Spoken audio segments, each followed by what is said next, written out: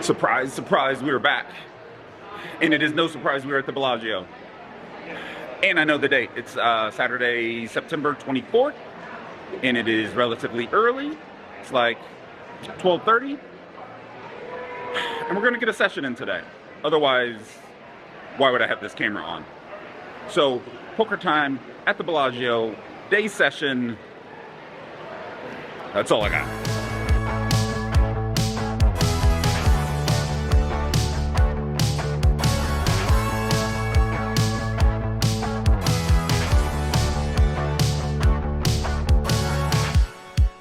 Okay, let's jump right into it because I think we might have a lot to talk about this session.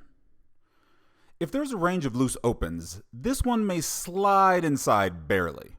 Opening Jack 10 offsuit from the low jack typically isn't advisable, but I do so here for $30. Action folds around to the big blind, and he defends. The flop of 8 of hearts, 6 of clubs, deuce of diamonds has a texture that's slightly better for the big blind than for my low jack opening range. So when he checks, I forego giving him the ability to check raise me by checking it back. The turn queen of clubs isn't bad at all. I mean, a pair would obviously be better, but at least the queen gives me a gut shot, and a hand like jack high is going to need all the help it can get. The big blind checks again.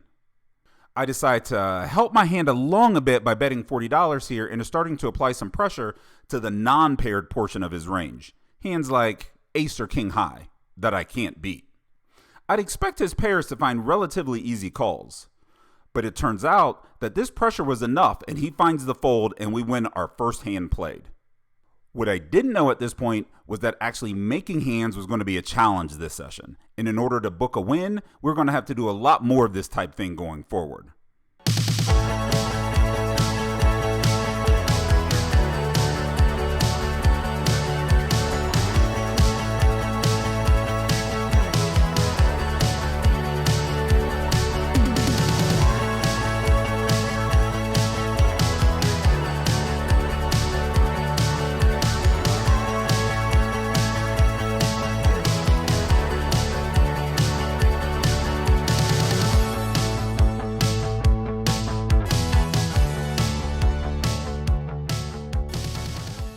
That being said, we hovered around even for a while until we pick up pocket jacks in the under the gun 1 spot and again only get action from the same big blind as before. This flop of 10 of spades, 9 of clubs, 5 of diamonds is much better than the previous one. When the big blind checks here, I have no real fear of being check raised, especially holding 2 jacks in my hand, which blocks a lot of his potential check raising candidates. I bet $40 and he pretty quickly calls. I'm not the biggest fan of the ace hitting the turn, and when the big blind checks again, there's zero reason for me to bet here. I check it back. I do find solace when the river jack of hearts appears, but I'm a little disappointed when the big blind checks for a final time. My hopes of him maybe floating flop and running into an ace on the turn are basically dashed. Although that jack isn't the cleanest card in the world because it does bring in multiple straights, I'm not going to check it back. I bet $105. The big blind thinks for a while on this one, flashes me the 10 of hearts, and tosses his hand in the muck. The very next hand, we find ourselves opening ace 6 of hearts to $30 and again only getting action from the big blind. Different person, same position. Together we see a flop of ace deuce 4 rainbow, and when he checks, I check it back. Yes, I do have top pair, but I really don't have to bet all my top pair, and this one is a good one not to bet. We head to the turn.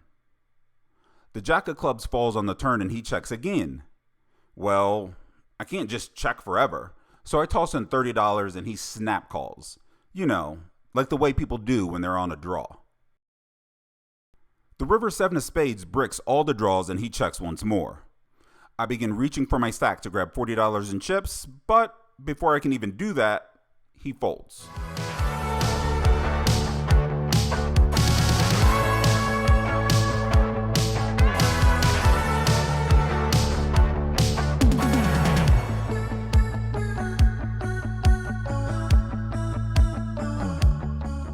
A few hours into the session and nothing monumental has happened either positively or negatively. We were still just sort of hovering around our initial buy-in when we look down at Jack 8 of hearts in the big blind. The cutoff, who has played mostly tight and passive, has opened and we find the defend.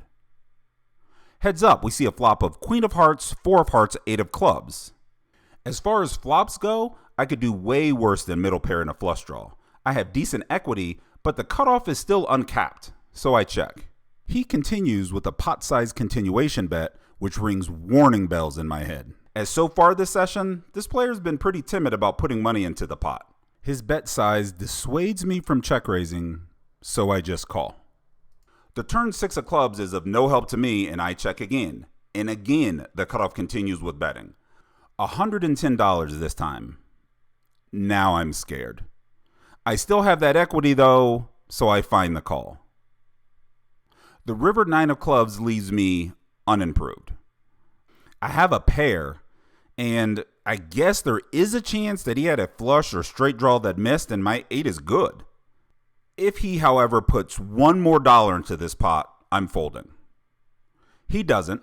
He decides to check this one back, and I quickly see that I didn't have as much equity as I thought I had when he tables Queen Jack offsuit.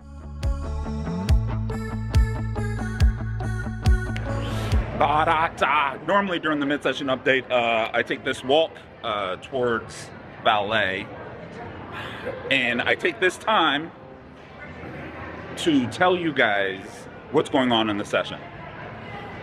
I don't really even need to walk all the way outside to tell you guys that this time, because ain't nothing going on in the session. And for 1500, I think I have 1600 in front of me. I haven't made a damn hand.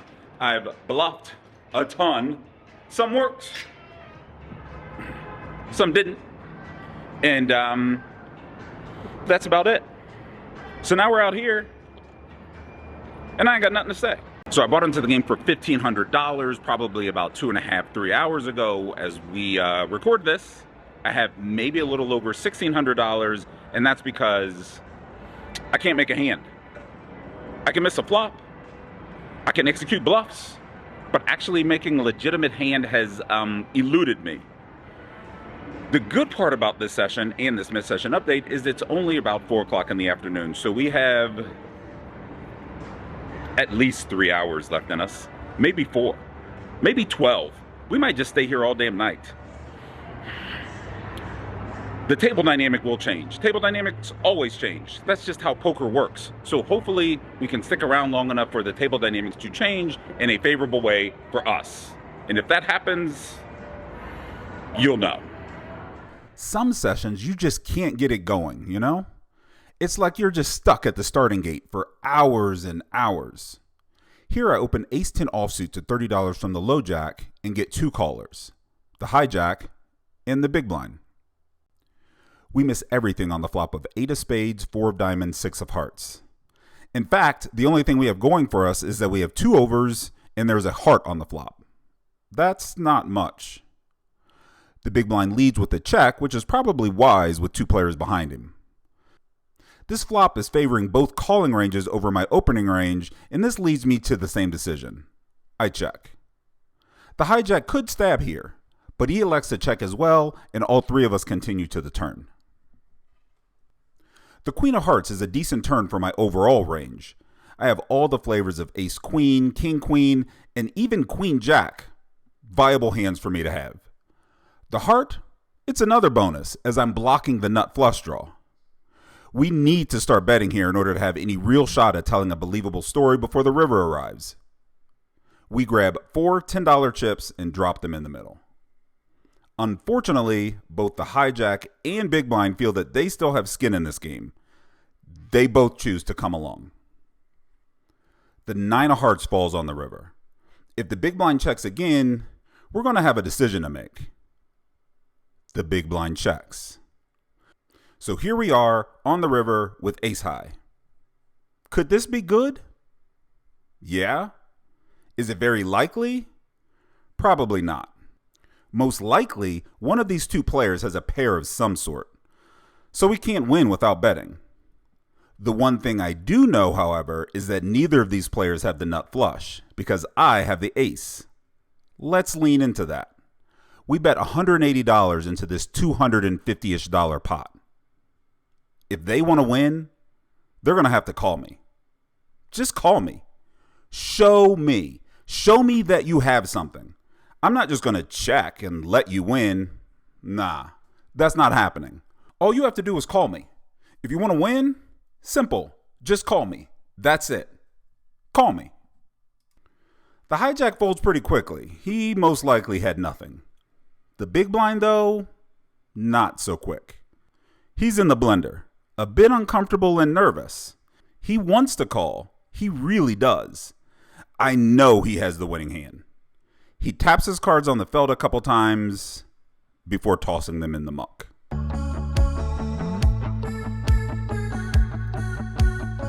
Longtime viewers of this vlog already know about the 3-5 suited, also known as the best hand in all of poker.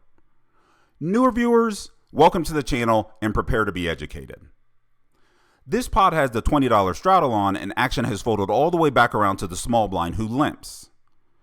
I complete with what I already know is the winning hand, praying the straddle does something silly like shoving his $2,000 in the middle because it wouldn't work.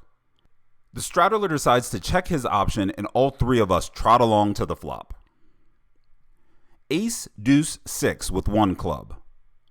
The small blind checks, he's drawing dead, and I bet $20 into this $60 pot. The straddler calls my bet, the small blind folds, smart, and we are heads up heading into the turn. The turn king of clubs now puts 2 clubs on the board and adds a flush draw to my gut shot straight draw. We check this card and the straddler checks it back. The river 8 of diamonds appears to be a miss to the untrained eye, but here's where the skill comes in. You have to squint. If I squint my eyes, I can make that 8 of diamonds look like a 4 of diamonds, which is a straight, also known as a good hand.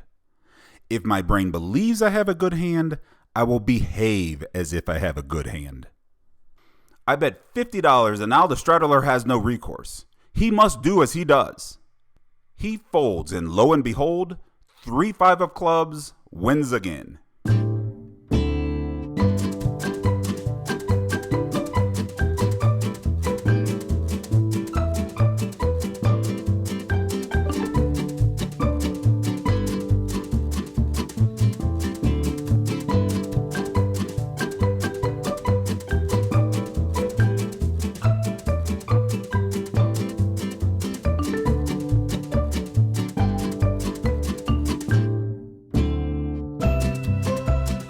Hey guys, it's Ryan. In this video, I'm going to be teaching you how to knit. I'm going to go over all of the basics and keep it pretty simple.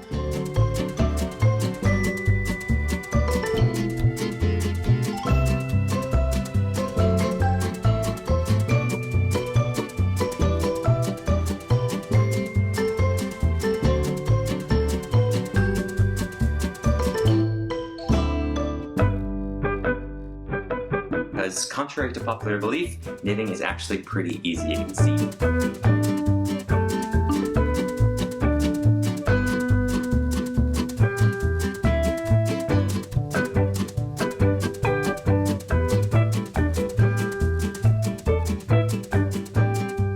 So you've learned how to knit, and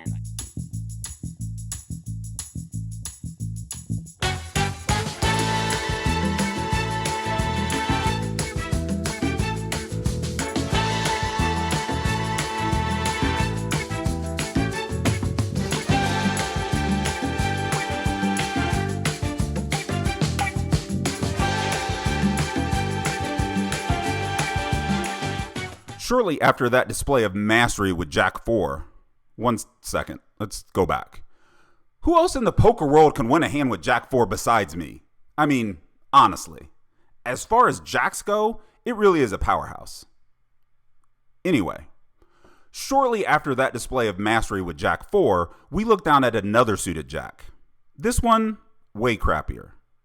Ace Jack.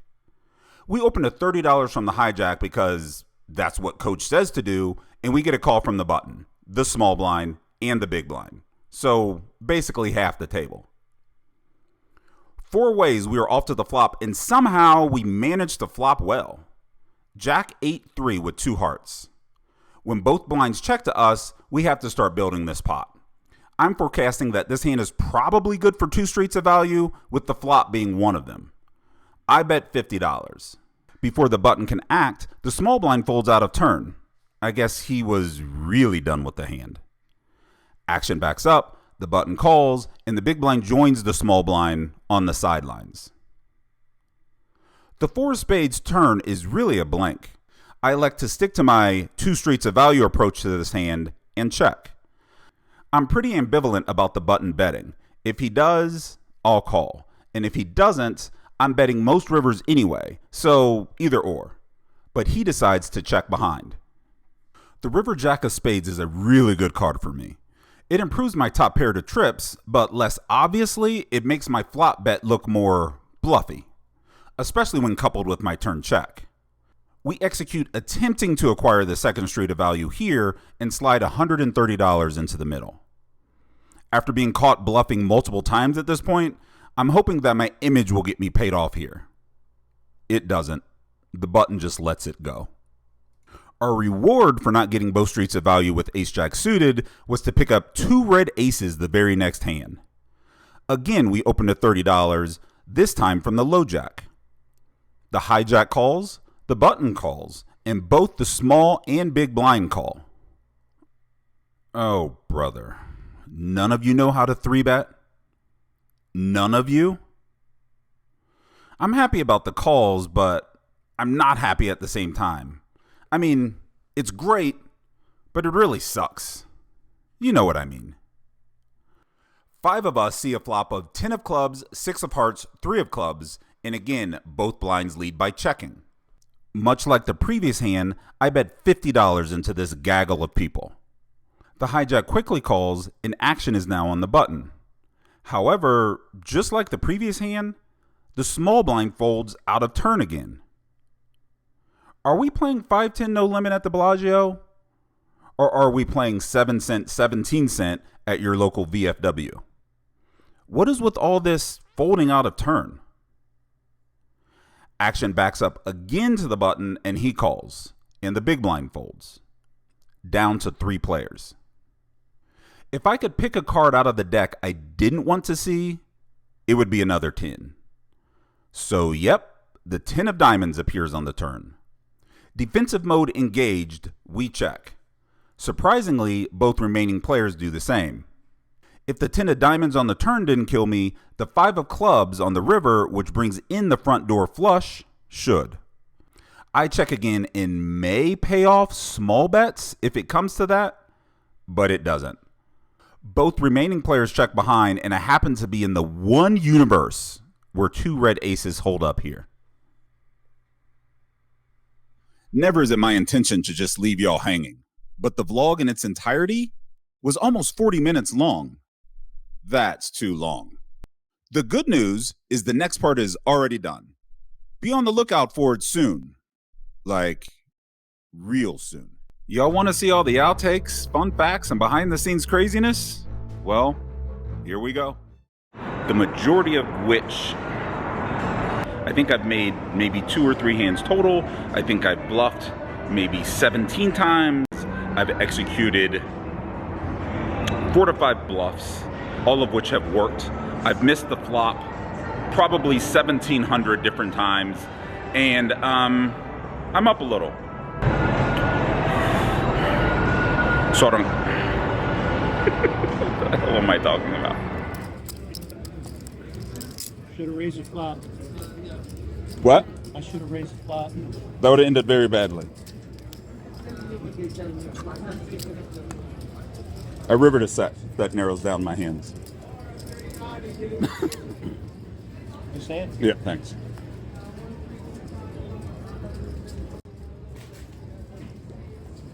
What come on the river? Jack. Does that narrow it down? Getting closer. What suit was the jack? It was a heart. Getting down to 3 cards now.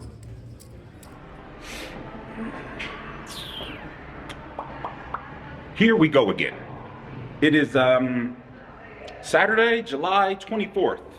I actually know the date today, and we are back at the Bellagio.